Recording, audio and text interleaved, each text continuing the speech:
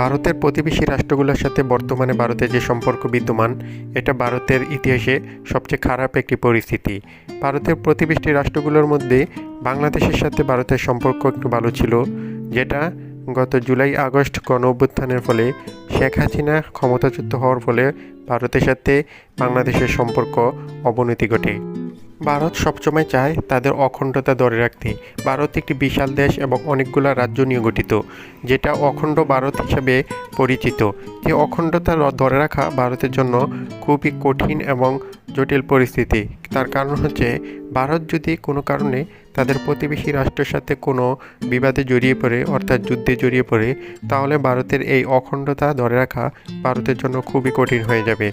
বিশেষ করে পাকিস্তান, বাংলাদেশ এবং চীনের সাথে যদি ভারত কোনো কারণে যুদ্ধ পরিস্থিতি সৃষ্টি হয়, তাহলে ভারতের বিভিন্ন রাজ্য আছে, যেমন সেভেন সিস্টার রাজ্যগুলো, পাঞ্জাব, হায়দ্রাবাদ, এই রাজ্যগুলো তাদের স্বাধীনতা চায় এবং কি এটা ভারতের অখণ্ডতার জন্য খুব বড় হুমকি হয়ে দাঁড়াবে। ভারতের এই রাজ্যগুলো স্বাধীনতা চায় কারণ তারা স্বাধীন থাকতে চায়, যার ফলে ভারতের নিজেদের অখণ্ডতা ধরে রাখাই খুব কঠিন এবং জটিল হয়ে পড়বে। বন্ধুরা, ভিডিওটা ভালো লাগলে একটা লাইক দিয়ে চ্যানেলটাকে সাবস্ক্রাইব করে দেবেন।